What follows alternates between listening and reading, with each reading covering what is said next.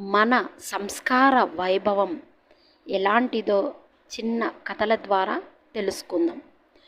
రఘు మహారాజు పరాక్రమవంతుడు, కారణ జన్ముడు. ఆయన విశ్వజిత్ అనే ఒక యాగం చేశాడు. భూమండలమంతా దిగ్విజయ యాత్ర చేసి తీసుకొచ్చిన ధనమంతటినీ కొద్దిగా కూడా ఉంచుకోకుండా ఆ యాగ సమయంలో పూర్తిగా దానం చేసేశాడు. రఘు మహారాజు ఎందుకు సంపాదించాడంటే 10 మందికి దానం చేయడానికి అని. ఎక్కడ మాట జారితే చటుక్కున అసత్య దోషం వస్తుందేమోనని. ఆయనకు అన్నీ తెలిసి ఉన్నా ఎక్కువ మాట్లాడేవాడు కాదట. దండయాత్రలు చేసినది కేవలం తన పరాక్రమాన్ని చాటడానికి, తద్వారా కీర్తి కోసమేనట.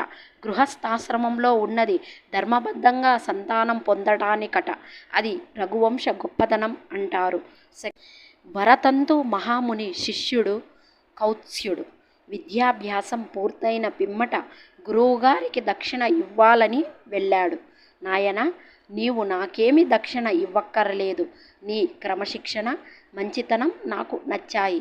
సంతోషంగా వెళ్ళి నీ ధర్మాలను నీవు సక్రమంగా నిర్వర్తించు అంటూ ఆశీర్వదించిన దక్షిణ ఇస్తానని పట్టుపట్టి అడగమన్నాడు. హఠం చేస్తున్న శిష్యుడు కళ్ళు తెరిపించాలని, నా వద్ద 14 విద్యలు నేర్చుకున్నావు కాబట్టి 14 కోట్ల సువర్ణ నాణ్యాలు ఇవ్వు చాలు అన్నాడు. బ్రహ్మచారి అంత ధనం ఎక్కడి నుండి తీసుకురాగలడు? పని సానుకూల పడచ్చనే ఆశతో నేరుగా రఘుమహారాజు దగ్గరికి వెళ్ళాడు.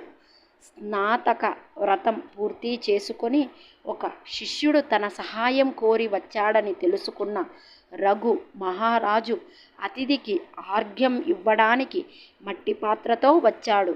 అది చూసి శిష్యుడు హతాశుడయ్యాడు. దానమిచ్చే సమయంలో ఆర్ఘ్యం ఇవ్వడానికి బంగారు పాత్ర కూడా లేనంత దీన స్థితిలో ఉన్న రాజు తనకు ఏపాటి సహాయం అందించగలడని సంశయిస్తుండగా, సందేహించకుండా ఏం కావాలో అడగమన్నాడు మహారాజు. కౌత్స్యుడు విషయం విశదీకరించాడు.